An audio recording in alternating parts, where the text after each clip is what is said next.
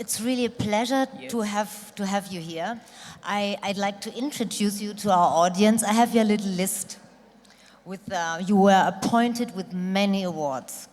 World Economic Forum in Davos appointed you one of the 100 global leaders for tomorrow. Wall Street Journal, 50 women to watch. Fortune magazine, 25 hottest CEOs. CNN selected you as one of the new century leaders. Sung-Joo Kim is one of the most successful business ladies in Asia. She's the chairwoman of Sung-Joo Group that operates franchise stores all over South Korea, such as Marks and Spencer, Gucci, Saint Laurent. She has more than 500 employees, and she is the first Asian woman that acquired a European luxury brand, MCM Holding AG. You all know MCM from Munich. I think you bought it in 2005, and you turned it in a flash into a new and hot brand again.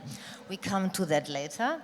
And you are not only very successful, you are generous. You donate 10% of your income to institutions that support global health care, such as Rotes Kreuz and Save the Children. Sung-Joo, your father is one of the richest industrial tycoons in South Korea. How was your upbringing? Well, first of all, very nice to be here, and also very sorry that I could not control weather, so my flight was canceled last night. I just got in about 1 hour ago, so I'm here. That's great, and thank you for the rearrangement. Thank you. And also, another thing I realized that you haven't had a lunch here, so I tried to make it short. And well, actually, the reason I want to actually share my personal background a little bit is because you all have the same challenges, one way or another. I come from one of the richest family. Father controls like one of the biggest energy group, and also has even a joint venture with Siemens for automotive parts here. I'm in Korea, and many other businesses. But it's not the thing how rich family I come from. Actually, the value and the mentality what I carry, because I was youngest among 6. And I saw how my father treated boys and girls so differently. So boys automatically inherit father's business, but very Confucius-oriented society like Korea, and girls supposed to marry another big family to carry on family legacy. That was only required. So I knew, my destiny was just through the arranged marriage to marry another billionaire. I thought, no way to this. So I rebelled against. I picked up my sweetheart from campus. It cost a lot. My father disowned me next day. So he never inherited any business. Now father passed away. I didn't get any money from him, but that's fine. That motivated me. Since there was a destiny I chosen, I have to be responsible. So instead of crying out, I built my small empire, just a one-person operation, Sung-Joo Group I actually established, and now here I am. Please tell.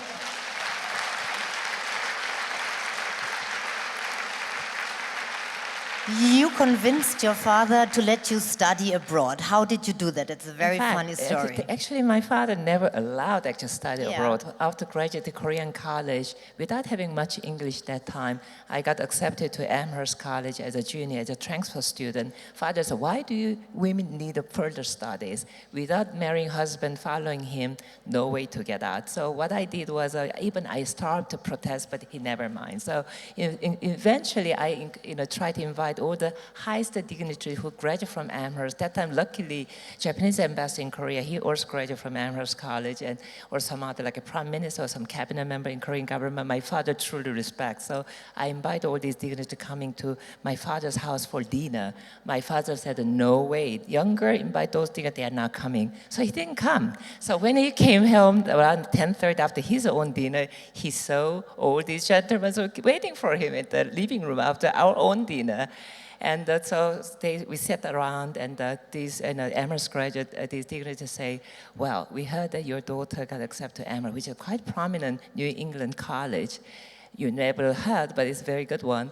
And we see great potential in your daughter. Would you allow her to go? My father could not say no, so he said not. Next I flew out. That's how I got to study abroad, yes. But you studied abroad, but how did you encounter fashion or luxury Well, fashion? this is another thing. So I knew, even I studied Amherst, and after that I was in London School of Economics briefly, and Harvard only 1 year, not for study, just mainly getting away from home. So I knew my parents were already fixing some arranged engagement date. The person even I don't know that well. So in that case, I thought, wow, my basic human rights got really threatened. So I got my own marriage. So without my parents' approval, within 1 week, I decided to marry somebody, sweetheart. I mean, I was occasionally dating on campus. We got married. And next day, I called my parents, say, hey, you don't have to worry about my engagement date. I fixed my thing.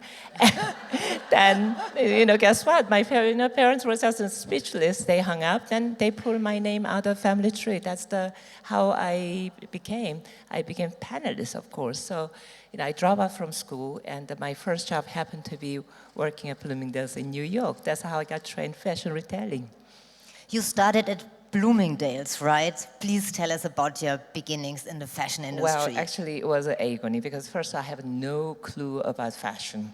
So even when I got in the chairman's room, and that time, luckily, they had a country promotion. So they were looking into Korea, just starting, cars exporting and electronics coming out. And, they said, hey, and also Seoul Olympic Games around 1988. So they want to know about Korea. So, they were looking for a project manager. I was so lucky. I just arrived in the right moment. Even we had no training about fashion. So when the chairperson, Marvin, told, can you do it? Without knowing what I was talking about, yes, I can do it. So be positive. Whatever opportunity can grab it. And so, of course, me have no, even I remember the first meeting at Bloomingdale's, they're talking about MD. I said, why are they talking about medical doctor all the time? It was merchandising, that ignorant.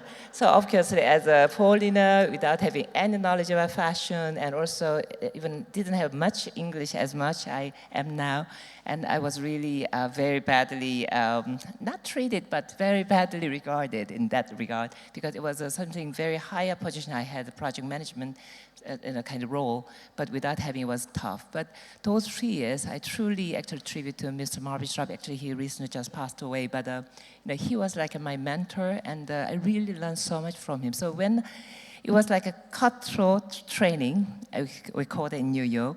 However, when you survive such a hard training, we call that a fashion military school training, and you can survive any place around the world. And also it was opening door everywhere. So I really, truly appreciate Ms. Trapp gave me such a beautiful opportunity. And also without fear, I dared to face it, I grabbed it, I did.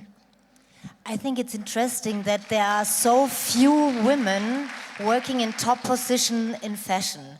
I mean, all women are very interested in fashion, but why does it come that we have so less top positions with women in fashion? Very, very good question. I have the same question too. But since now I'm running, in fact, you know about MCM. I mean, it was a very ailing brand before, and we bought it in 2005. I think after already the previous founder disappeared, and it was sold to a Swiss family. But that time I had actually licensing from MCM, so not only for Korean market, we export to American market. So we had the German technicians came and taught us how to upgrade and make a really perfect quality, German quality manufacturing. At the same time, I learned a lot from Ms. Desolé, while I was working with Gucci, how they turned around from bankrupting Gucci to be shooting star, the $4 billion company when they listed in the stock market. So I apply exactly what I learned, how they restructured the company, how they regrouping the merchandising, how they also hired Tom Ford, very young and inexperienced in some ways, the design of a young, handsome, but very creative, different angle approaches, and also very clever marketing they did. And so, it was amazing learning too, because Mr. Desolé luckily included me as a strategy team, because he also graduated from Harvard. I went to Harvard 1 year, so he picking on my brain power, because as you know, Asians, they don't speak out. Japanese, they are super cool people, but they don't speak. Chinese is still very, very many layers there. So Koreans, maybe I was Western educated, let me speak out. So what is the Asian market about? So some ways I was contributing, at the same I learned so much. So that put it together, eventually I was there to also acquire the brand. But it is multicultural, of course, management, because we have already 830 full employees from 15 different nations. And we have already, actually when I started, it was less than $100 million business. I mean, MCM Global was very small, but already quite faded away. But Asia, luckily, Korea, we were quite big. So now we are running already, or becoming almost a $500 million company now. So actually we are, so going back to your question, why not many women in top position? Well, you know, fashion looks very glamorous. When you see the catwalk, it's like I often put an analogy like a beautiful ballerina dancing on the floor in a Swan Lake. All the little girls say, oh, I want to be ballerina. Even my daughter says so. But it looks so beautiful. But the person to be there as a solo dancer, what kind of personal agonizing challenges and difficulties and despair and everything, and apart from good skill set, they have to be there. Not many people can do the same thing. Fashion business, like it's a blue-collar worker. Only me appear like this with a nice jacket and things like that. Normally, I have a sneaker, jean, and T-shirts, and big, nice, just comfortable jacket. That's it, because it's such a lot of work involved. I can totally agree, this is true. And you have a lot of female employees. What are the classic mistakes women constantly perform and how to avoid them? That's a very good question too. In fact, purposely, because Korea, when I engaged in business, it was big male chauvinism. I hope Germany is less, but really big boys club, geisha parties going on, bribing and kickbacks going on. All the boys network only work. So there's no women like that level to negotiate for commercial deals. So instead of crying over, I said, hey, why should I waste my time complaining and fighting again? Instead, why don't I set my own game plan, which was I was the first adapter of IT. That time it was IBM 400 for all the POS system, but now we have a SAP German system, which works better anyway. And so we just ahead of the game, and faster and accurate, and just show to the boy that, hey, you are doing your own game, but I'm saying new game, which became the future one. So what is the classical, so I purposely made my employment 90% of women, and all the employments are women. Of course, we have great things because luckily we are nature business, fashion, from merchandise and marketing, all these women are good in it. But meanwhile, we have logistics, manufacturing, raw material development, and IT, and all these also finance. There's a kind of a men's area, but also I encourage women coming in. But what I want to say is classical weakness women, even including myself, we all are emotional beings. We should not ignore. So I would say, in past, when it was very manufacturing-based industry, because you have to run big factories, like thousands of people, it means like you got to run like a booth camp, like a military camp, right? So you are the war general there. But now, especially out of this internet era, knowledge-based economy, now it's brain power only matters. But not only just all the brain power, new quality of labor, what would it be? I think it is IQ, intellectual conscience, plus EQ, which is emotional conscious, equal. That's what the exact quality, the labor, what they want. So what I want to say, the very point here, I went through, the women has always the same issue, family issue, relationship issue, and also leadership issue, very different kind of leadership, and also health issues. But I think the worst enemy we are fighting every day is my own internal emotion, because we observe too much stress is too exaggerated way. Somebody said 98% of the worries we have every day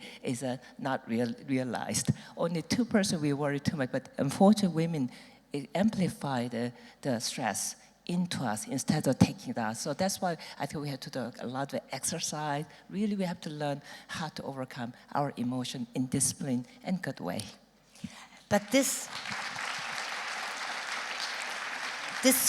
fuel of emotions is what's happening at MCM right now. You managed to turn around the image of the brand totally. It's so hot, I can tell you. All my young editors, they are, oh, I love MCM, and they love the logo. How did you manage to modernize the brand so quick? Okay, because I think the lucky thing is I'm the end user, because when I carry MCM bag, I know what women want.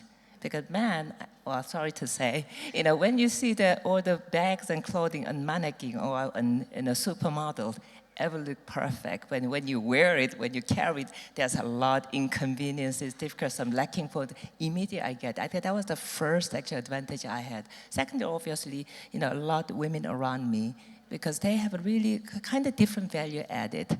I think first value add was heart, because I don't usually deal with my employees as like employment. Just I treat them like family. I think we have a very horizontal way of working. That accelerates, I think, the potential, the quality they have. That accelerates the opening of their heart.